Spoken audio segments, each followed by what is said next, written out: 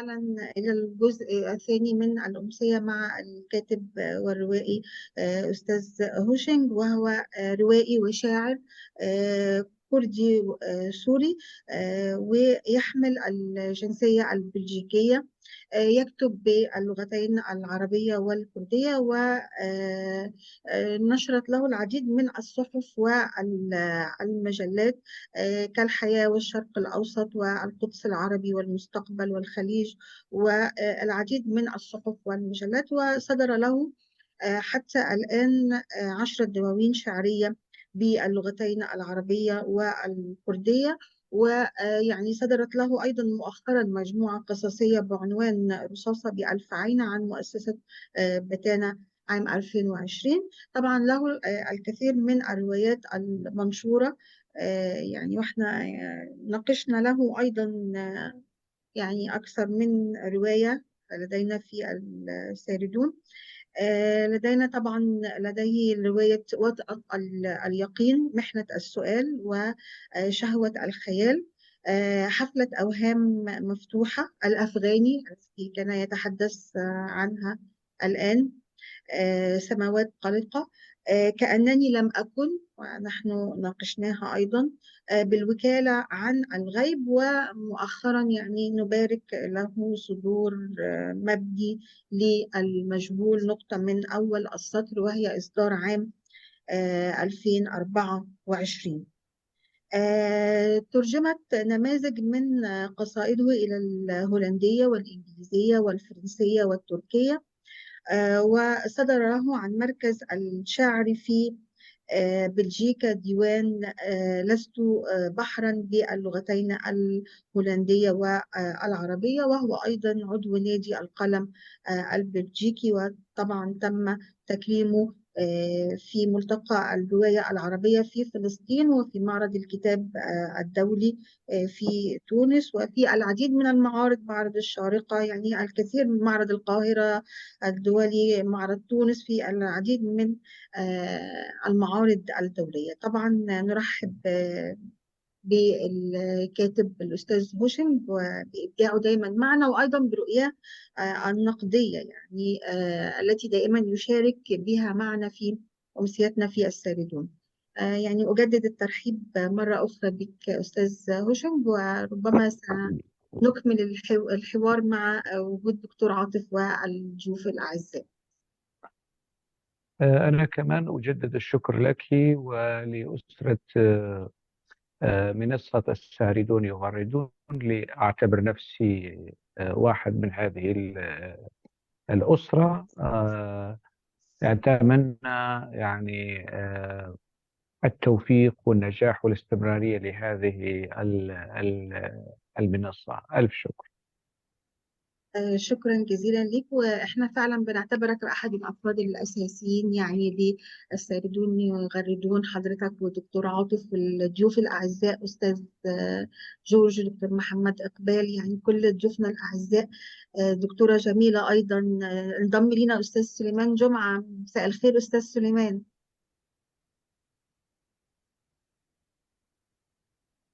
أستاذ سليمان، هل تسمعني؟ مساء الخير، أهلا وسهلا بانضمامك معنا، وسعداء بهذا الانضمام. أستاذة نسرين، كل الذين انضموا معنا. طبعا ممكن نبدأ من يعني أنت كنت تتحدث منذ قليل عن رواية الأفغاني، وكنت يعني ستتحدث عن الرؤية التاريخية في هذه الرواية، ويعني انتقلنا إلى التعريف بك. فإذا أردت أن تعود إلى فكرتك التي كنت تود أن تطرحها من خلال الحديث عن رواية الأفغاني. هذه الرواية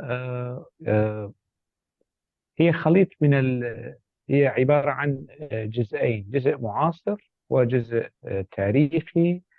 عدت إلى معركة النهروان، ويعني عندما عدت إلى تلك البؤرة التاريخية الأليمة، طبعا عبر اشتغال وتحري أنه هذه المعركة لم يتم تناولها روائيا في العالم العربي، وحتى لو يعني تم تناولها روائيا سأعود إليها باشتغالات أخرى، بأسئلة أخرى، كي أقدم أفكار مختلفة لما قيل حول هذه الواقعة. لكن وجدت أنه هي أرض بور، أرض أو منطقة لم يتم تناولها لأسباب لا أعلمها.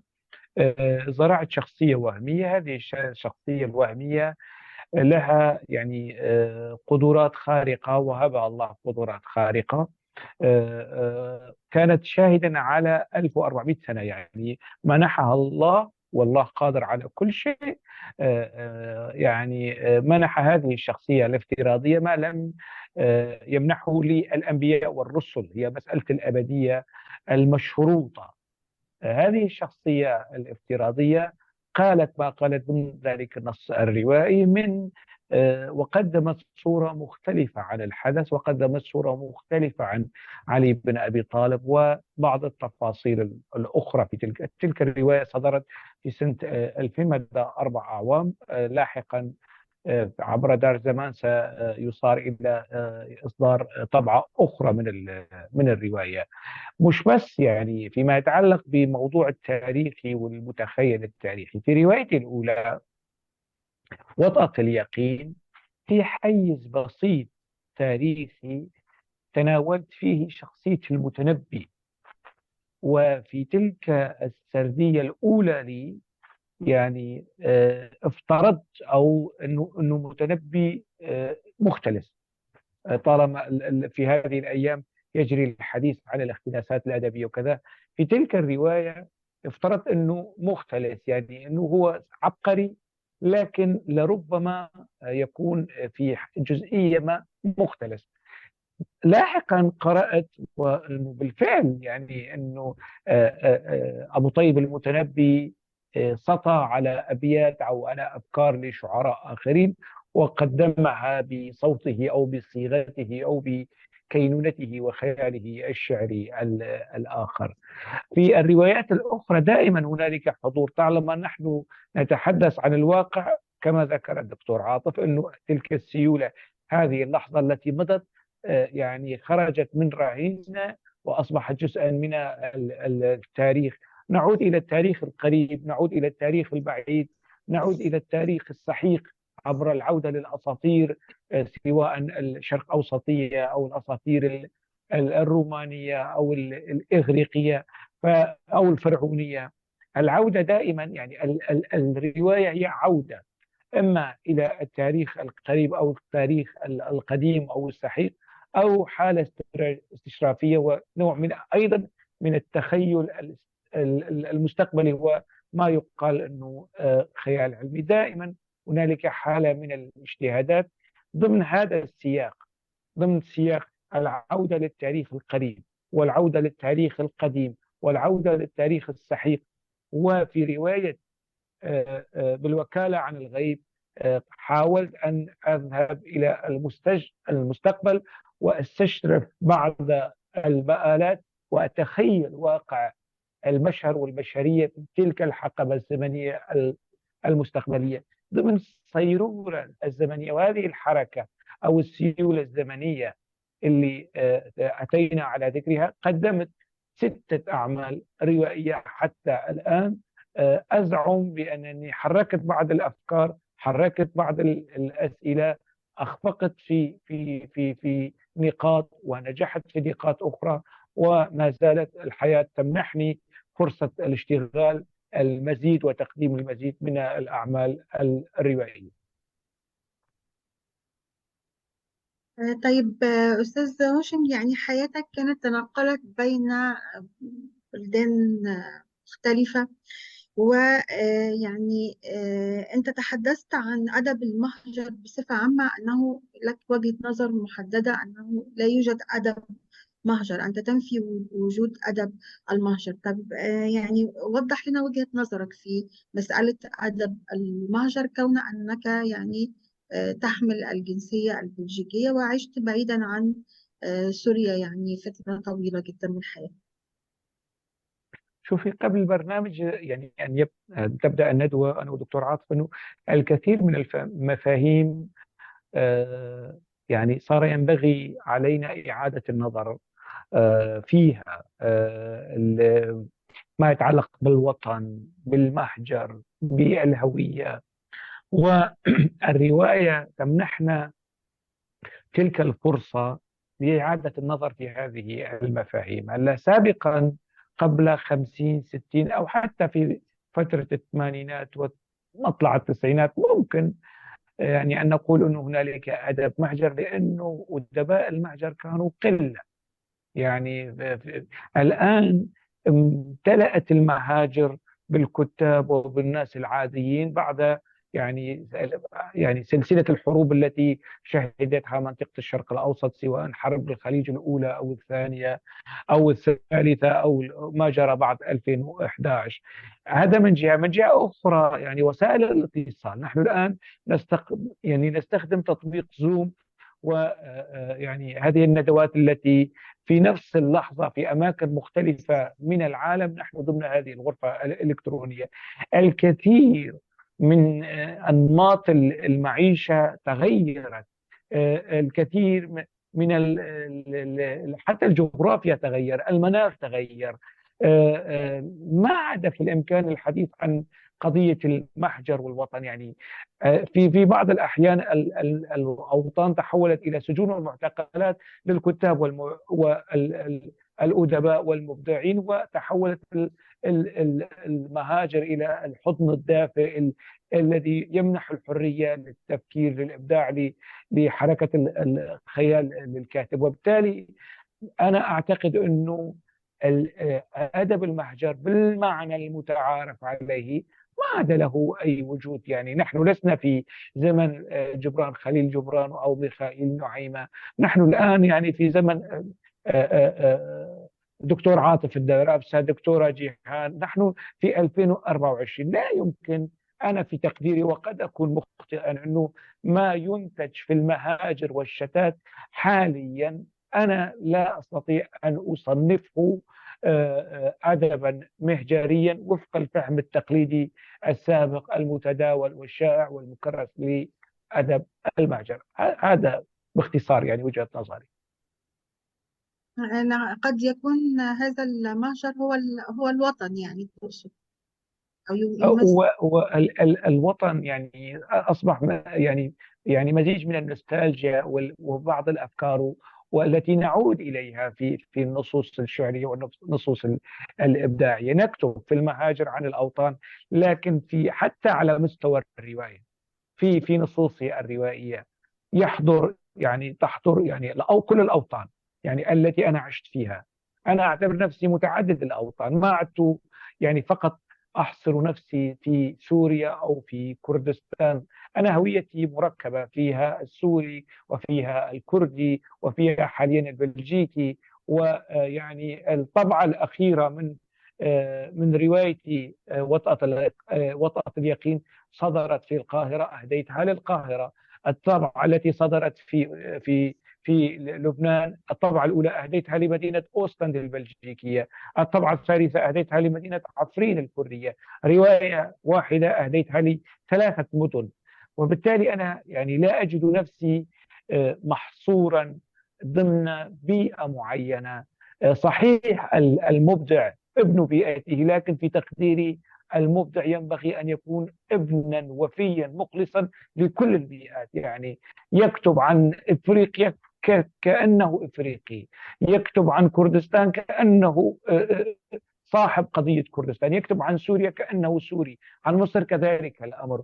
وبالتالي ليس فقط يعني المقولة المتداولة أنه الفنان ابن بيئته. لا، الفنان لكي يكون مبدعا ينبغي أن يتكيف ويتأقلم ويضيف إلى كل بيئة أضافت إليه. أنا عندما ذهبت إلى مصر استمتعت، ويعني صارت لمصر حق علي أن أكتب عنها.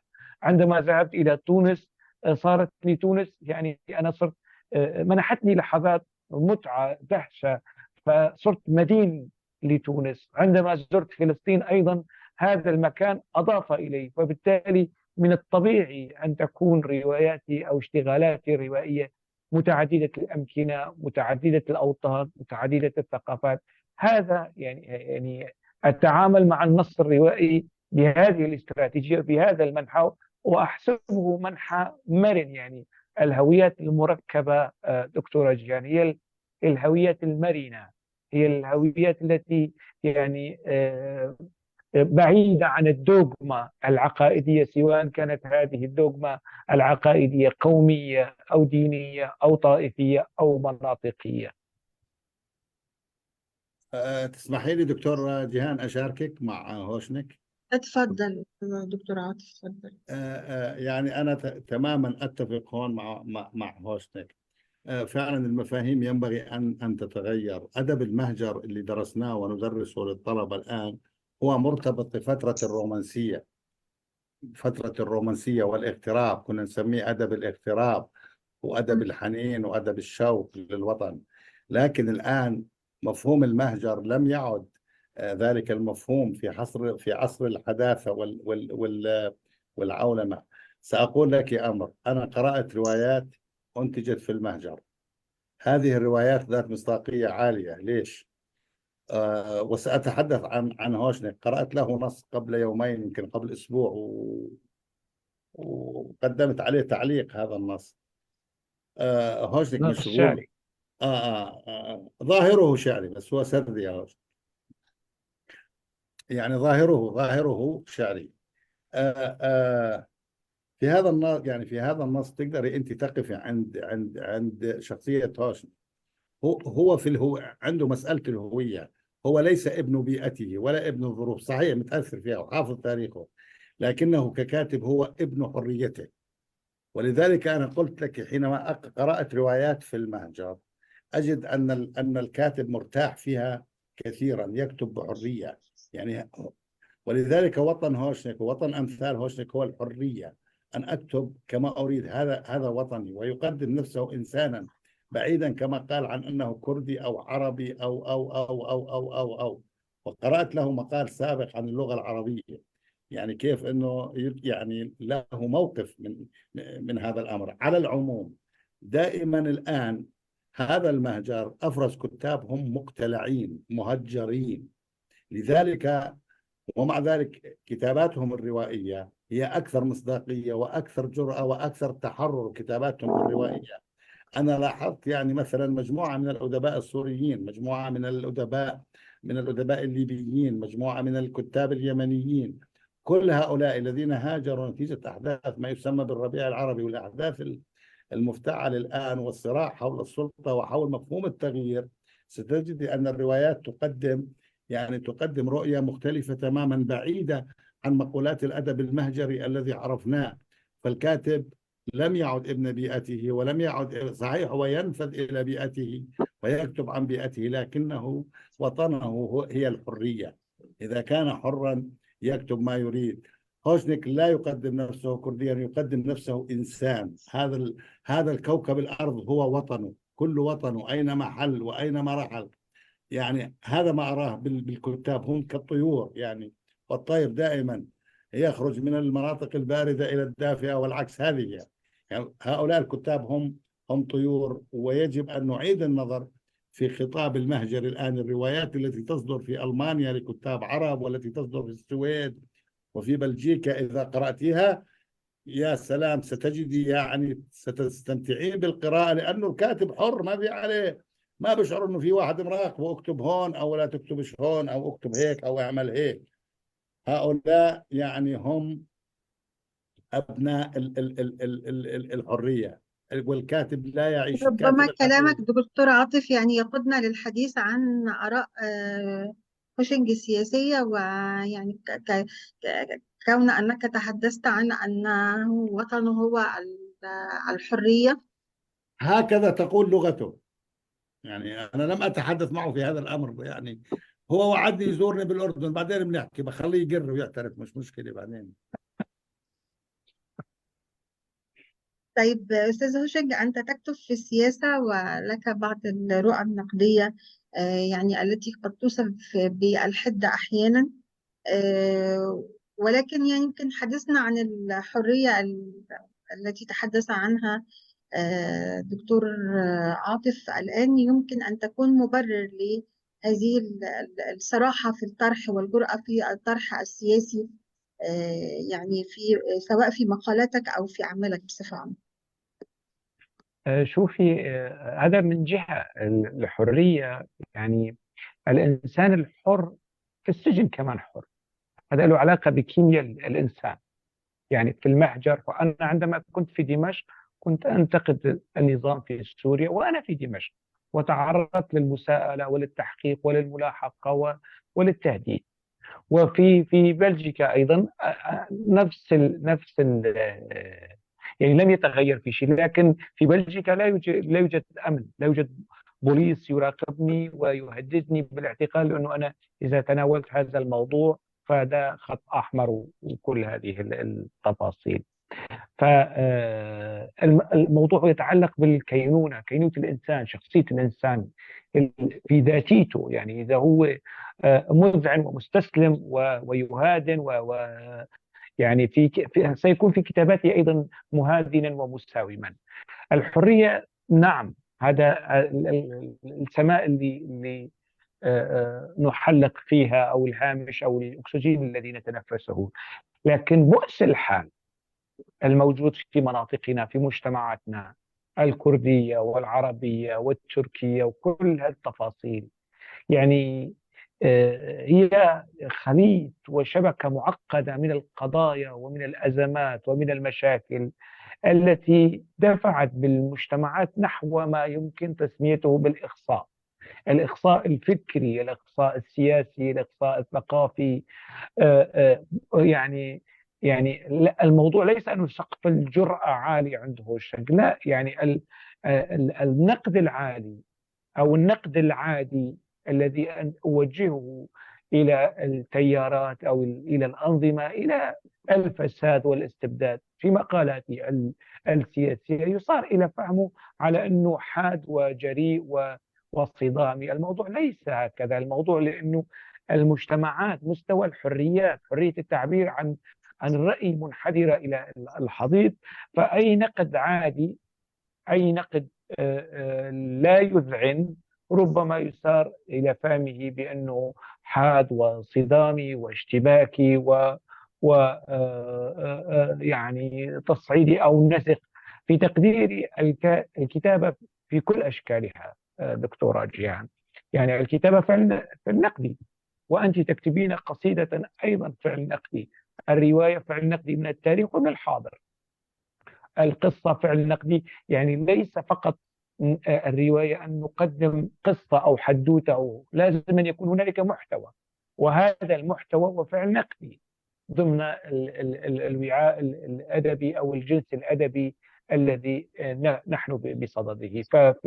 في المقالات السياسية عندما أنتقد ظاهرة سياسية أو تيار سياسي أو شخصية سياسية، دائما أكون يعني أحاول تلك الحدية، أو ما يقال عنها حدية، أن تكسر حاجز الخوف عند الآخرين، عند المتلقي، لكي أعزز لديه أنه لا، أنت أيضا بإمكانك أن تنتقد هذه الظاهرة السياسية أو الحالة السياسية أو الشخصية السياسية أو التيار السياسي، كأنك هوشنك، وربما تكون أكثر ثورية وحدية في انتقاداتك لهذه الظاهرة المعينة. أكتب في السياسة لأنه حياتي، يعني نحن عشنا 40-50 سنة في ظل نظام استبدادي قمعي شمولي طائفي. يعني مجرد كتابة قصيدة باللغة الكردية كانت يعني فعل سياسي، يعتبر فعل سياسي. تصوري أنك تكتبي قصيدة باللغة الكردية عن الشمس أو عن الطبيعة، يصار فهم أنه أنت تهدد أمن الدولة، أنت تقترف فعلا ممنوعا. هكذا كان حال الأكراد في سوريا، يعني منذ السبعينات وحتى قبل السبعينات.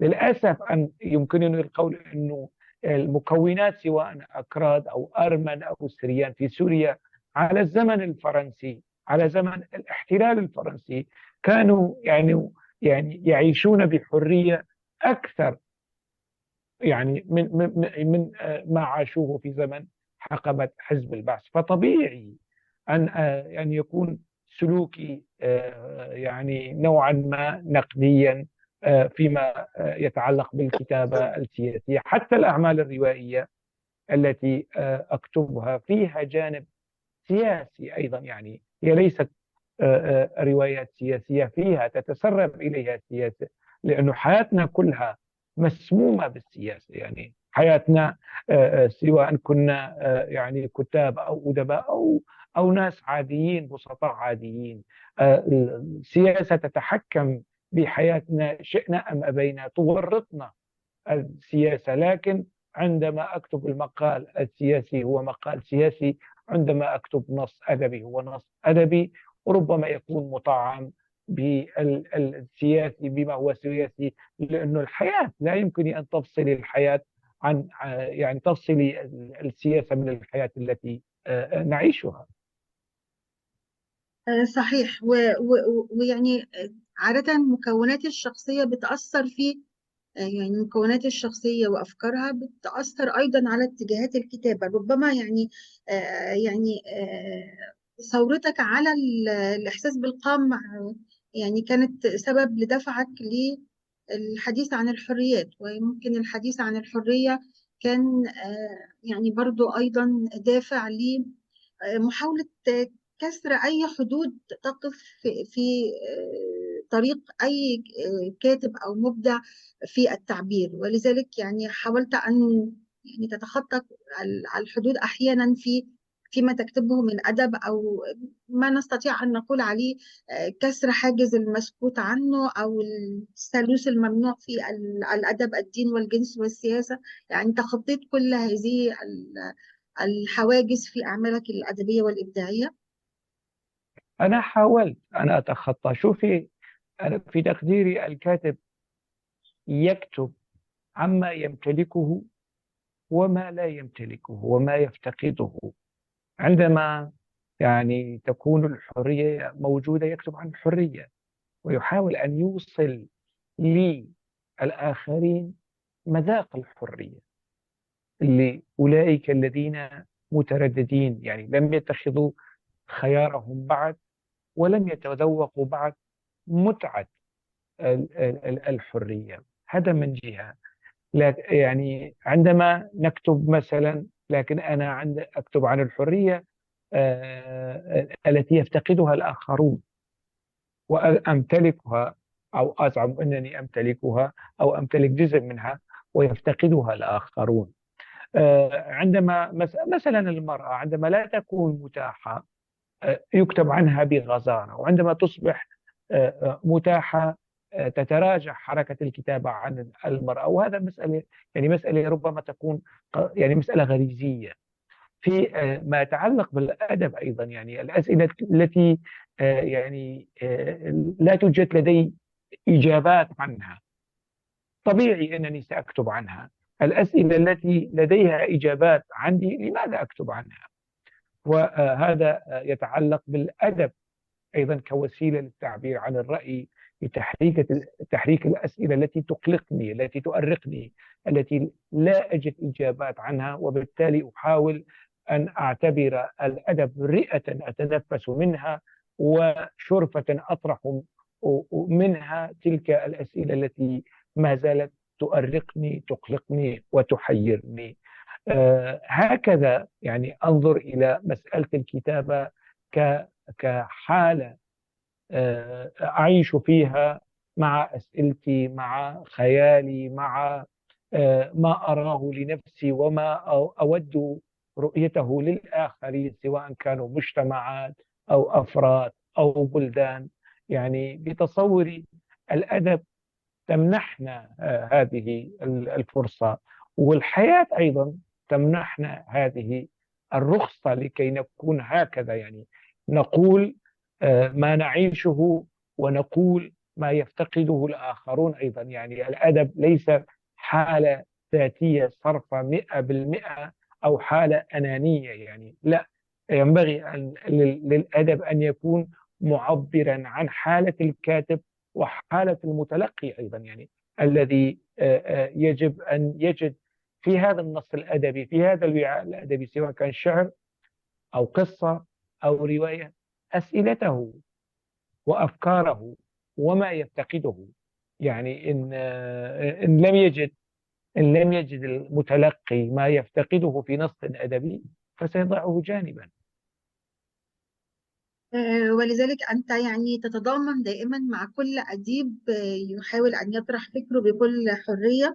يعني قرأت لك على صفحتك منذ يومين بوست تضامنت فيه مع الكاتبة الجزائرية إنعام بيوت. بيوض آه، لهجمة يعني شرسة تعرضت لها.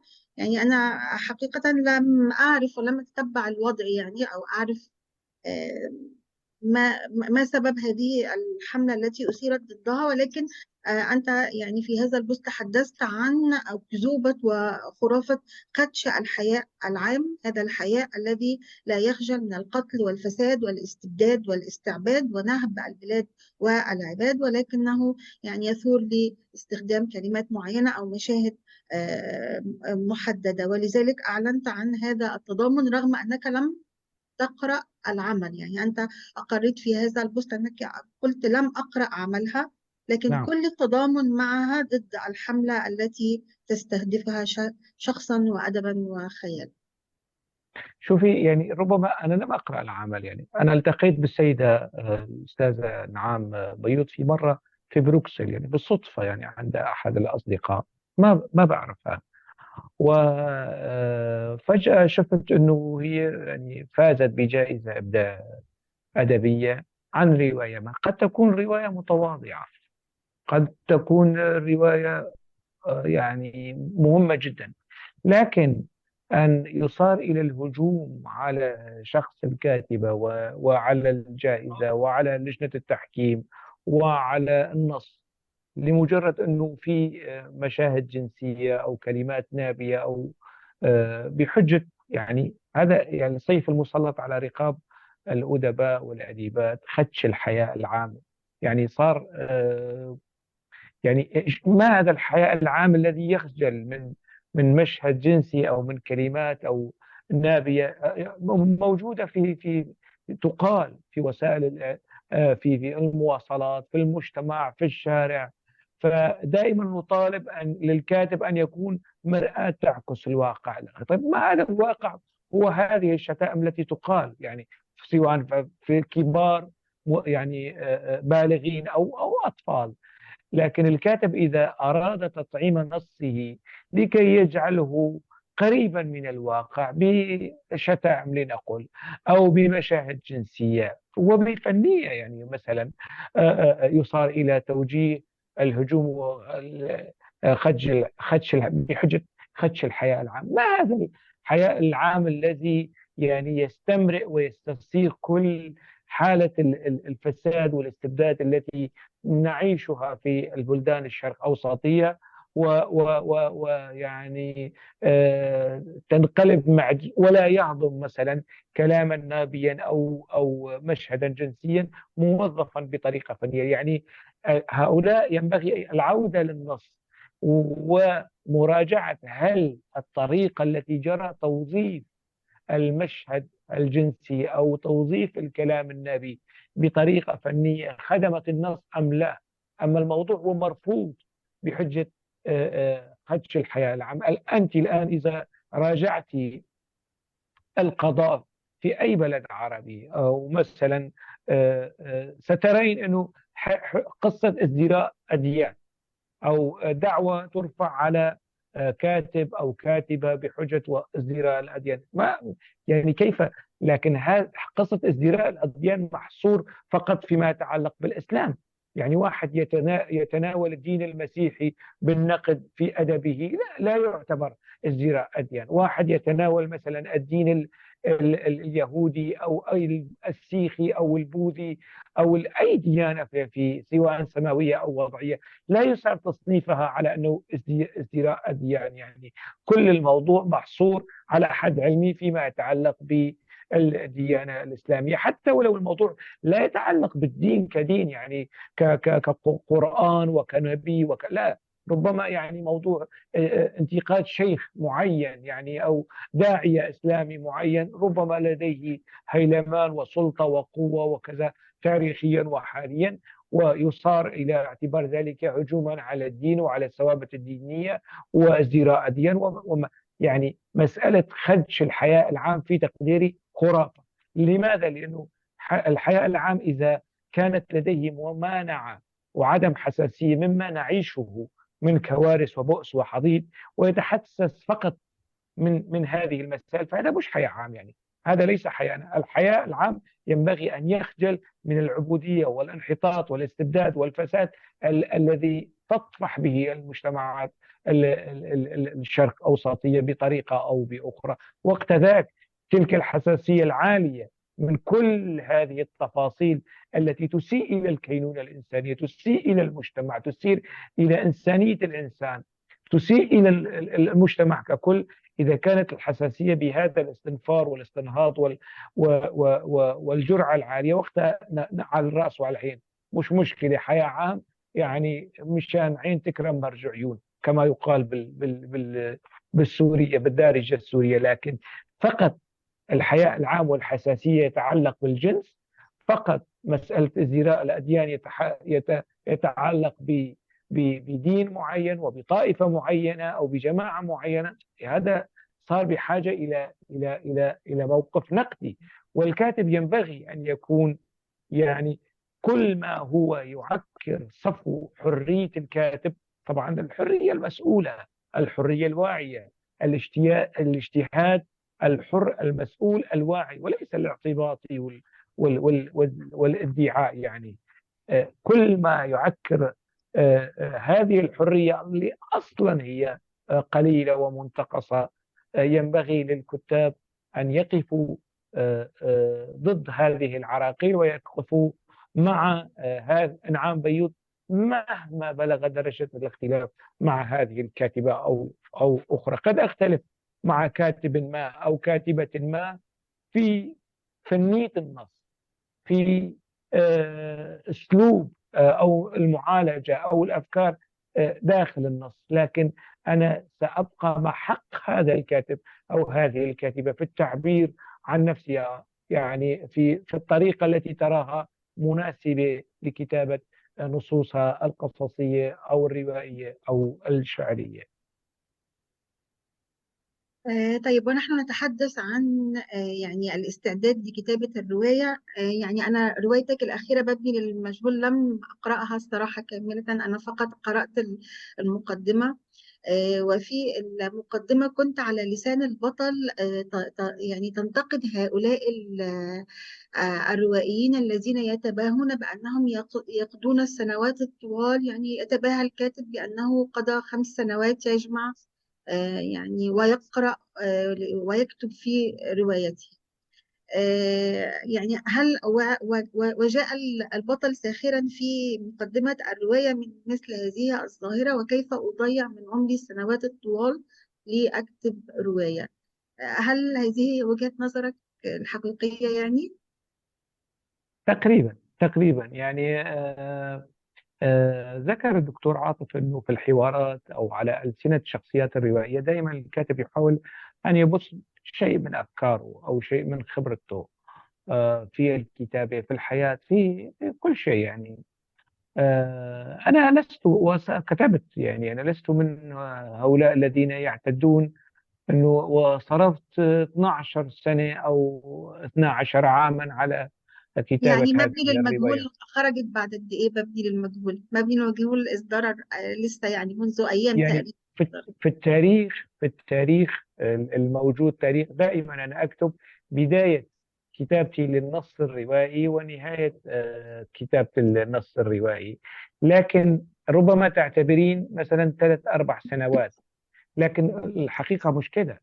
يعني أنا انقطعت عن كتابة هذه الرواية سنة، عدت إليها، قطعت عنها 10 أشهر، عدت إليها. يعني بتركيز وتواصل مستمر يمكنني أن أقول أن هذه الرواية أخذت مني 10 أشهر مش سنة كمان، لكن دائما أضع تاريخ بداية ونهاية الرواية في ختام الرواية كنوع من توثيق لحظة الكتابة من بدايتها إلى نهايتها. لكن الزمن المحصور بين هاتين اللحظتين ليس هو الزمن الحقيقي، لا.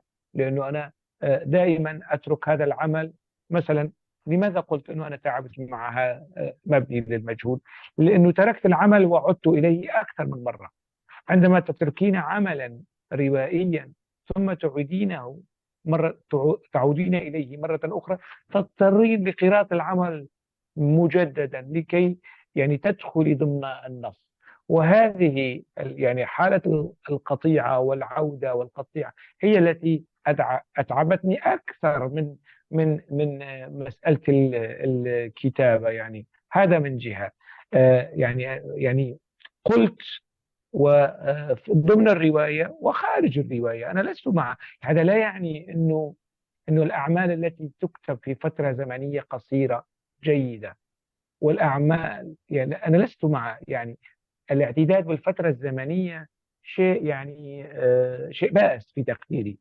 يعني ينبغي الكاتب لا يبرز أنه هذا النص أنا كتبته في 10 سنوات أو 6 سنوات أو 10. يعني هذا لن يرفع من سوية النص. طيب إذا أنت رجعتي لهذا النص الذي كتب ب10 سنوات وشفتي فيه اختلاسات وشفتي فيه مثلا حشو لغوي وشفتي فيه يعني كوارث، فماذا تقولين؟ يعني تصبح تلك الفترة الزمنية عبء على كاتبها الذي اعتد بها. يعني أنا شفت يعني كتاب دائما يحاولون إبراز أو الاعتداد بالفترة الزمنية التي استغرقت نصوصهم الأدبية، وكأنه نوع من التفويض أو الدعم أو تعزيز الموقف لدى المتلقي. لا، يعني كتب هذه الرواية 10 سنوات أو 12 سنة أو 7 سنوات. أنا لست معني بالفترة الزمنية، أنا معني بالنص. هل النص سويته عالية وفنيته عالية لغويا وفكريا وبناء الأشخاص وبناء الحوارات والأفكار. أخذ بهذه التفاصيل. أنا لا أخذ بمسألة الزمن. يعني فيها حالة من مصادرة رأي المتلقي. يعني عندما تقولين للمتلقي للقارئ هذه الرواية أخذت مني 9 سنوات، المتلقي سيقول واو 9 سنوات. يعني تشكيل كائن إنسان يأخذ 9 شهور. أنت تشكلين إنسانا وربما 7 شهور، وفي حالة 5 شهور. تضيفين إلى البشرية إنسانا قد يكون صالحا قد يكون طالحا، هذا موضوع آخر. أما موضوع رواية تأخذ 5 سنوات أو 6 سنوات، يعني العمر مش بعزاء يعني آخذ في كتابة رواية. أنا أصلا كما يعني في مبني للمجهول على لسان الكلام، أنا لا أعيش من الكتابة. الأعمال الروائية الستة التي بصرف النظر عن الجائزة اللي أخذتها الرواية الأولى، أنا لا أعيش من أعمالي من كتاباتي الروائية والشعرية أبدا. يعني ربما يعني أكتب الرواية، لكن الرواية ليست شغل الشاغل. لا، ربما يعني الاستماع إلى الراديو، الذهاب إلى مقهى، شيشة، دردشة مع الأصدقاء، قد تكون يعني لها أولوية أكثر من الأوقات التي تأخذ مني هذه التفاصيل اللي أنا ذكرتها أكثر من ما تأخذه الرواية. يعني مع احترامي لكل الأدباء والأديبات اللي يعني يتفاخرون بالمدد الزمنية التي استغرقتها أعمالهم الروائية، هم أحرار فيما يرون وأنا حر فيما أرى وأقول، والحياة تتسع للجميع. أكيد طبعا. وطول أو قصر الفترة الزمنية زي ما تفضلت هو ليس معيار على جودة العمل، ولكن هو زي ما قلت في البعض أحيانا يعني يتباهى بأنه قضى السنوات الطوال، دليل على أنه يعني حرصه على إتقان العمل ويعني جمع المعلومات والقراءات قبل أن يبدأ بالكتابة وفي مرحلة الكتابة والمراجعة. يعني ولكن كما تفضلت هو ليس مقياسا أو معيارا لجودة العمل. ربما الحديث دللت به أن الحياة فيها الكثير من الأمور لا تقتصر فقط عن الكتابة والقراءة، برغم كونك يعني أحد المثقفين البارزين ويعني دائما يتجلى من حديثك سعة اطلاعك وقراءتك الواسعة، ولكن الحياة تتضمن آه، الكثير، فأنت يعني شخصية محبة للحياة. طبعا يعني أنا بحب الحياة وأحب نفسي لأنه أنا جزء من الحياة. يعني ينبغي أن لا أبخل على الحياة ولا أبخل على نفسي، سواء في القراءة، في الاستماع، في التواصل مع الناس، التواصل مع البشر. يعني كيف للمرء أن يكون قيمة مضافة لحياة الآخرين بقدر ما يحب نفسه، مش أنانية بمعنى أنه يحب نفسه يعني يكون تسلطي استحواذي، لا، أن يكون يعني مع الحياة بتلقائيته، بعفويته، باللحظات التي تستوجب العمق يكون فيها عميقا، في شيخا عمره 100 سنة، وفي اللحظات التي تستوجب فيها أنه يكون عفوي يكون فيها عفويا كعفوية الطفل، وفي الحياة التي يستوجب فيها أن يكون طيش فيكون طائشا مثل المراهق. يعني تفاصيل الحياة وما تتطلبه مني أحاول دائما أن أكون يعني مخلصا للحظتي. أنا ابن اللحظة. ذكرت يعني في فترات سابقة أنه حيثما تضعني لحظتي أكون، لكن فيما يخدم الحياة وفيما أجده، يعني عندما أخدم الحياة فأنا أخدم نفسي، عندما أحب الحياة فأنا أحب نفسي، وعندما أحب نفسي أيضا أحب الحياة. يبقى الحديث عن الطفولة يمكن يجمعنا، يعني يقودنا إلى العودة قليلا إلى مرحلة الطفولة. يعني الطفل هوشنج ماذا تبقى منه الآن في شخصية هوشنج الروائي والشاعر؟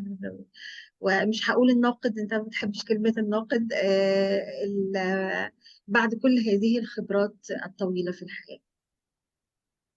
شوفي، نحن نقضي الحياة عندما نكون صغار دائما نحاول أن نكبر بسرعة. يعني عندما نكون في سن العاشرة أحدنا يسألنا كم عمرك، ربما نبالغ نقول يعني 11 أو 12 عاما. نحاول أن نكبر بسرعة ونحن نكبر، يعني عندما نصل إلى يعني سنين، يعني 40 والخمسين وما فوق، دائما نبقى الحنين عايزين نرجع يأخذنا. بقى. نرجع يعني الحنين للماضي، لسنوات الطفولة والبراءة اللي كان فيها. لكن براءة العودة للطفولة في السنين متقدمة تكون يعني براءة نوعا ما معقلة، إنجاز التعبير، أو نحاول أن نحلل ذلك الطيش، تلك التفاصيل البسيطة في طفولتنا، ونسقط عليها نظرياتنا اللي بعد يعني 40 50 سنة. أنا أقارب يعني طي العقد الخامس، يعني أنا مواليد 76، يعني دخلت ال 49 سنة. ف المتبقي من طفولة في شخصيتي أحيانا البعض يفسر انتقاداتي بالرعونة وبالطيش وبالمغامرة. والرعونة والطيش والمغامرة لها علاقات وأواصر تعود بمرحلة الطفولة. أنا في مرحلة الطفولة ما كنت هذا المغامر، يعني لأسباب ربما تعود للفقر، لأسباب تعود لأنه أنا من منطقة نائية، آه، يعني لأسباب اجتماعية صحية. ما كنت ذلك الطفل الطايش المشاغب، لا، كنت طفل يعني كيوت ومهذب ومجتهد، والأول على الفصل على طول. يعني في المرحلة الابتدائية كنت الأول على المدرسة، كنت نشيط، كنت أرسم، كنت أغني، وما زلت حتى الآن أحب الغناء رغم أن صوتي مش حلو يعني. وأحب الرسم، وكتبت يعني في النقد التشكيلي كمان، يعني نقد انطباعي. يعني فمسألة العلاقة بالغناء والرسم تعود للطفولة، ويمكن أن تعتبريها المتبقي من طفولتي. في المسرح مثلا، وأنا طفل مثلت على خشبة المسرح في المدرسة، وكنت حصلت على جوائز حتى في مرحلة الطفولة. يعني في مرحلة متقدمة حصلت على جوائز في الرواية وفي مرحلة الطفولة حصلت على جوائز في المرحلة الابتدائية. في كان تقام مسابقات على مستوى المحافظة، على مستوى البلد، في الرسم، في المسرح.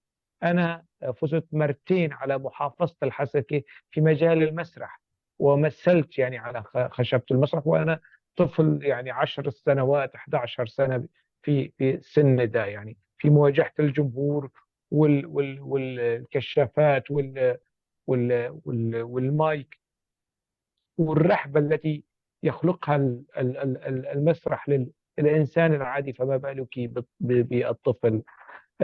الأصدقاء الذين يعرفونني عن قرب يعرفون مستوى يعني التلقائية أو الارتجال أو العفوية أو الانتماء للحظات وللأمكنة.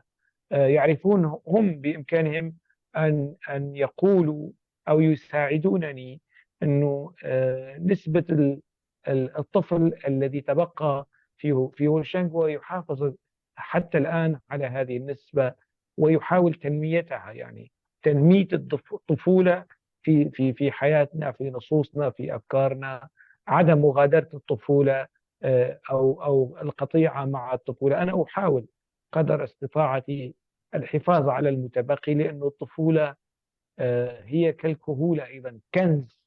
يعني إذا خبرات الكهولة التي عالجتها في رواية مبني للمجهول، هؤلاء المعمرين المسنين الموجودين في دار العجزة على أنهم خزائن للقصص والذكريات والخبرات والحكمة، كذلك الطفولة يعني هي كنز ينبغي علينا المحافظة على هذا الكنز قدر استطاعتنا. طيب، يعني أشكرك جدا على الحديث الممتع ده أستاذ هوشنج، يعني ممكن نسمح لي الحضور أيضا بمشاركتنا في الحديث. ربما أنا استأثرت بالعديد من الأسئلة، فيعني الضيوف الأفاضل من يود طرح سؤال يتفضل برفع اليد.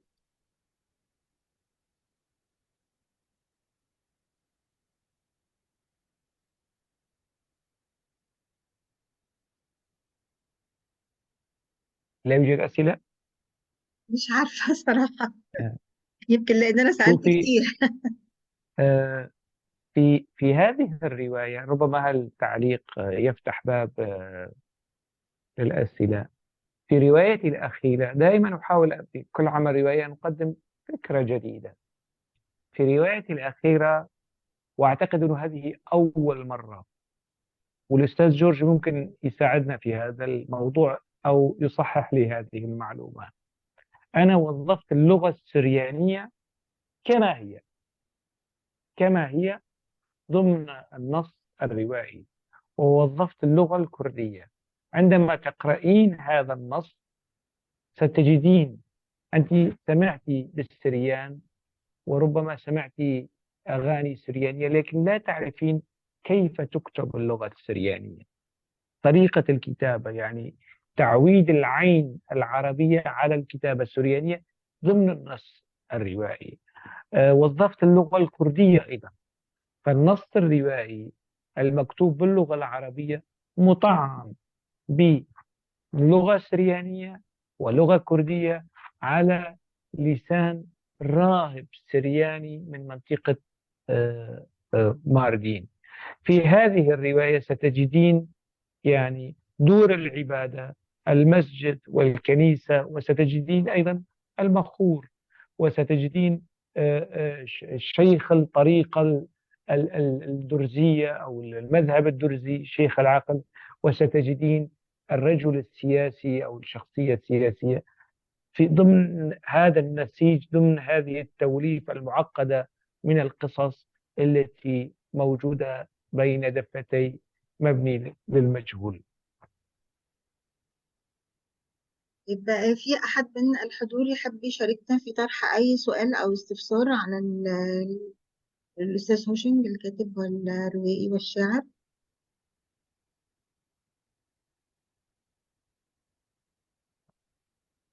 طيب، طالما ما في حدا فبإمكانك أن إنهاء الندوة. يعني سعدنا جدا بهذا الحوار الممتع مع حضرتك، والمحاضرة أيضا القيمة التي قدمها دكتور عاطف في الجزء الأول من يعني الأمسية. ويعني إن شاء الله بإذن الله. أستاذ جورج رفع إيده. ماشي أستاذ جورج، اتفضل.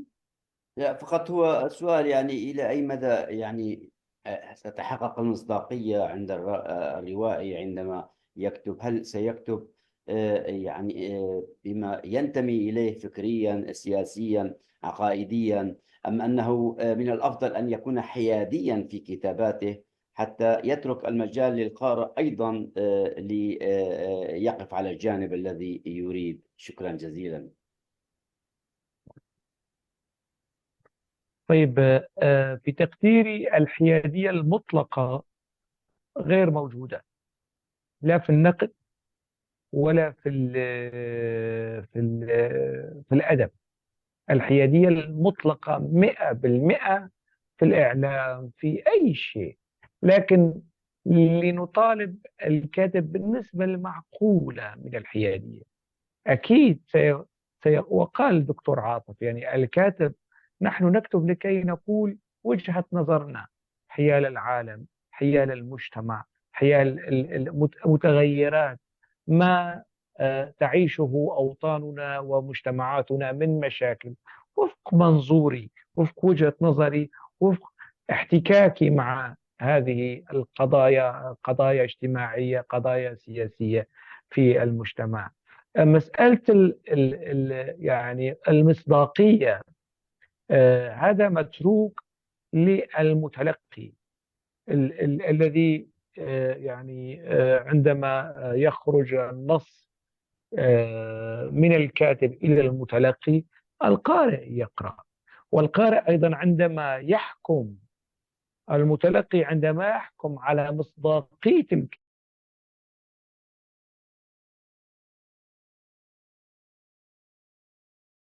القارئ يقرأ. والقارئ أيضا عندما يحكم، المتلقي عندما يحكم على مصداقية الكاتب، هو أيضا ينطلق من منظور إما ديني أو قومي أو مذهبي أو مناطقي أو فئوي، يعني أو أيديولوجي. فهو يريد المصداقية من الكاتب المنسجمة مع تصوره المعين. يعني عندما هذه المصداقية التي نطالب بها الكاتب تصطدم مع مسلمات أو مقدسات أو يقينيات المتلقي، طبعا سيطلق أحكامه ويقول لا توجد هنالك مصداقية لهذا الكاتب لأنه مثلا كردي، أو لأنه سرياني، أو لأنه مسلم، أو لأنه علوي، أو لأنه دائما الأرضية التي يستند عليها المتلقي أيضا هي أيضا يعني تحاول تستند إلى معيار معين. إن خضت فيه وحللته ستجد أنه أيضا يعني يلتزم بمعايير قد تكون دينية أو أيديولوجية أو عقائدية أو سياسية معينة، ويحاول نفي أو التقليل أو التشكيك من مصداقية الكاتب. عفوا، طبيعي على أن يعني المتلقي يجب أن يكون على درجة من الثقافة حتى يميز بين طبيعة الحال. لا يمكن أن إطلاق يعني تصورات عشوائية مثل أن هذا الكاتب كذا فأنا لن أقرأ له، أو هذا كذا. لا، أنا كنت قصدت الإملاءات، بمعنى أن تتضمن الرواية إشارات أو إملاءات مما يجعل المتلقي يميل إلى تلك الجهة أو تلك الجهة. لا أقصد أن القارئ أو المتلقي بناء على اسم الكاتب سيميل إلى أي من الجهات، وإلا سيكون غير موضوعي أصلا هذا المتلقي أو القارئ. شوف، أنت عندما تكتب نصا قصصيا أو نصا روائيا أكيد ستعبر، يعني لن تقول أفكاري ولن تقول أفكار دكتور عاطف، ستقول أفكارك أنت. سيكون التصور تصورك أنت. طبعا. ستقول ضمن هذا النص وعلى ألسنة الشخصيات ما تود قوله أنت. فهذا من طباع الأمور. أن أقول فكرتي أو أن أبث فكرتي ضمن النص الروائي، لأنني صاحب العمل وأنا المسؤول عن هذه الشخصيات وأنا المسؤول عن هذا النص وأنا المسؤول عن أفكار هذا النص. فبالتالي هذا من طباع الأمور. يعني أحيانا هنالك يعني شيء شائع ومتداول أنه البطل أقحم أفكاره ضمن النص. طبعا لا، مش أقحم، هذا من طباع الأمور، حتى لا ينطبق مفهوم الإقحام على هذه الحالة. هذا من طباع الأمور. أن يعني الرواية، القصة، الشعر، الكتابة عموما هي وسيلة، هي المتنفس الوحيد للكاتب. هذا شغل الكاتب. ينبغي أن يكون يعني وسيلته الوحيدة التي يقول فيها أفكاره، يعبر فيها عن نفسه. وبالتالي هذا لا يضعف، لا يقلل من شأن. طيب الباحث إذا لم يكتب رأيه كخلاصة في البحث، لماذا جدوى البحث كبحث؟ الدراسة أيضا يعني أي دراسة إذا لم يقم الدارس أو يصل إلى نتيجة معينة من خلال هذه الدراسة أو البحث، في نهاية البحث ينبغي أن يقول الباحث رأيه، موقفه من الظاهرة التي يدرسها أو يبحث فيها. الرواية أيضا، القصة أيضا، أي جنس أدبي ينبغي أن ينطوي على وجهة ورأي الكاتب، وحتى يمكن أن يضمنها الرأي المناقض له ضمن الحوارات والسجالات التي قد يعني تكون موجودة ضمن النص الروائي. قد الرأي ونقيضه، والقارئ وقتها ممكن أن يحكم يعني أي من الشخصيات الروائية في هذا الحوار أو في هذا السجال ضمن النص الروائي أيهما على حق، أو أي فكرة من هذه الفكرة ونقيضها. نقيضها أيضا فكرة، يعني نقيض الفكرة فكرة. المتلقي من خلال هذه الأفكار المتناقضة الموجودة ضمن النص الروائي سيحكم بوعيه كما أنت ذكرت، يعني أي الفكرتين أقرب إلى التصديق أو إلى الصواب أو إلى المصداقية. شكرا. شكرا لسؤالك أستاذ جورج. هو طبعا يعني أنا فهمت يعني مقصدك. هو من الصعب إن الكاتب ينحي أكيد وجهة نظره في الموضوع، ولكن يمكن أنت تقصد يعني إن الكاتب يعني يقوم بتوجيه الكاتب نعم القارئ في اتجاه معين نعم لقناعته، لأنه هو متبني فكر معين أو بالضبط اتجاه بالضبط. يعني قد يكون اتجاه ديني أو سياسي أو صحيح. أيا كان، ويريد أن يأخذ القارئ معه في هذا الاتجاه المنحى. من نعم خلال عمله. نعم يعني طيب أشكرك. فليكن القارئ شاطر وما يروح. يعني القارئ مش أي واحد يجي يمسك بإيده ويروح. يعني القارئ ينبغي أن يكون صاحب موقف. لا طبيعي أنا سيكون ككاتب القارئ صاحب يعني ثقافة ما وعلى يروح. مستوى، لكن أنا أقصد على المنهج الذي يتبعه الروائي، لا أقصد على درجة قوته في إقناع أو عدم إقناع المتلقي. أنا أقصد أنه من حيث المنهج، يعني المنهج لنقل الأخلاقي، لنقل المهني بهذا الخصوص. لا أقصد أنا أن المثقف أو القارئ سيأخذ هذا المنحى باعتبار أنه قد خدع أو شيء من هذا القبيل. أنا أقصد بشكل عام ما هي صفات الواجب توافرها في الرواية حتى نقول عنه أنه مثلا حيادي، أو أنه لا ينحى منحى آخر لمجرد لإغواء وإغراء الكاتب لينحو هذا المنحى فقط. كنت يعني هذه وصلت الفكرة. بالتأكيد وصلت. بالتأكيد. أنا في تقديري إنه الكاتب حتى لو كان يعني يستخدم المتخيل، طالما إنه موضوع المحاضرة الدكتور عاطف كان المتخيل الروائي، يعني حتى المتخيل أيضا ينبغي أن يكون مقنعا، حتى ولو كان يعني من صلب الخيال. ينبغي هذا المتخيل أن يحظى بجزء من أو بهامش من الإقناع. فالأدب، أي أدب، أي رواية، إذا أنت وجدت فيه هل الرواية أو القصة الإمتاع والإقناع، فخلاص أنت حيال نص روائي ناجح لنقول. يعني تلك الخاصيتين، خاصية الإمتاع وقد يكون شيء غير مقنع لكن ممتع، غير مقنع لكن ممتع. ويا حبذا إذا كان مقنع ومقنع، تلك الركيزتين الأساسيتين لأي مشروع أدبي يعني يمكن أن نضعه في خانة المشروع الأدبي الناجح. أي أديب في تقديري أن إذا توخى هذا الموضوع يعني ممكن أن أقول أنه حاول أن يصل إلى مسألة المصداقية التي تشير إليها أستاذ جورج. شكرا جزيلا. على رأسي. شكرا أستاذ جورج على السؤال. ربما أيضا لدينا سؤال من جاء علي على الشات، يعني يقدم التحية ويقول: هل يحق للكاتب أو الروائي أن يعيد إنتاج تجربته الأولى باختلاف الطبعات على مستوى الرؤية والأفكار لتتماهى مع الجيل الجديد؟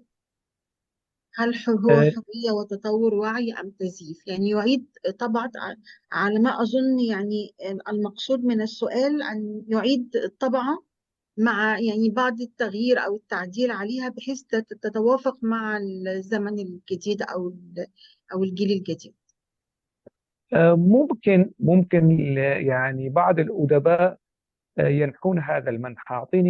أعطيك مثال. يعني الكاتب والمسرحي المصري، الرواية المصرية السيد حافظ، في إحدى أعماله الروائية عدل في العمل الروائي.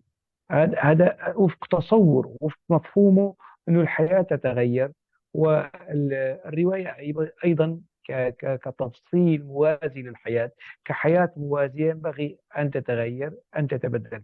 هذا وارد، هذا ممكن. شخصيا أنا في الطبعات الثلاث لروايتي الأولى عدلت الأخطاء اللي أنا يعني سواء أخطاء مطبعية أو أخطاء إملائية أو أخطاء تقنية، تعديل ما يخدم النص. لكن النص كنص كجوهر لم أغير فيه، يعني كأحداث وشخوص لم أحذف شخصا من الرواية، أو لم أحذف فصلا من الرواية في الطبعة الثانية أو الطبعة الثالثة. الرواية بقت كمعية. بعض التفاصيل التقنية والهامشية التي تستوجب التصويب والتعديل هذه قمت فيها.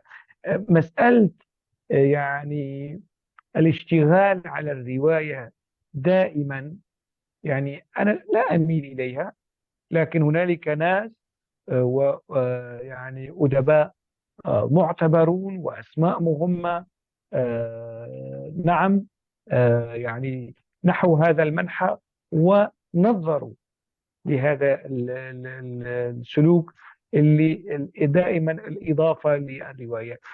وهكذا تصبح الرواية يعني لن تتوقف إلا بتوقف حياة الكاتب. يعني كلما الكاتب قرأ هذا النص وصار سيضيف إليه أو سيحذف، ستصبح النسخة الأخيرة من الرواية مختلفة ربما عن النسخة الأولى. أنا لا أميل لهذا التوجه، لكن ولا أعتبره خطأ. هنالك من يميل، يعني في زيارتي الأخيرة للقاهرة نفس المسألة يعني حدثني عنها الأستاذ سيد حافظ، ويعني وجه له التحية من خلال هذه الندوة.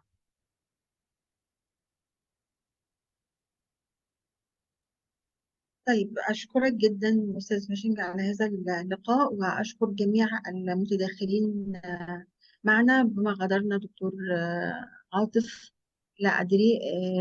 يعني أيضا نوجه له الشكر على ما قدمه اليوم من محاضرة قيمة ومناقشات ثرية. ونشكر جميع الحضور، وإن شاء الله بإذن الله ننوه أن يعني حلقات مؤتمر الرواية لا تزال مستمرة مع مجموعة أيضا من النقاد والروائيين العرب في القادم بإذن الله، فاحرصوا على يعني المتابعة. وسنعلن يعني عن الأمسية القادمة إن شاء الله من سيكون الناقد ومن سيكون الكاتب. أشكركم وتحياتي لكم جميعا. أنا وأستاذ رضا نقدم لكم كل التحية، وأشكر جميع من يحرص دائما على التواصل ومتابعة الحلقة. نلتقي على خير إن شاء الله. صباح الخير. تصبحوا الله على خير. خير. شكرا.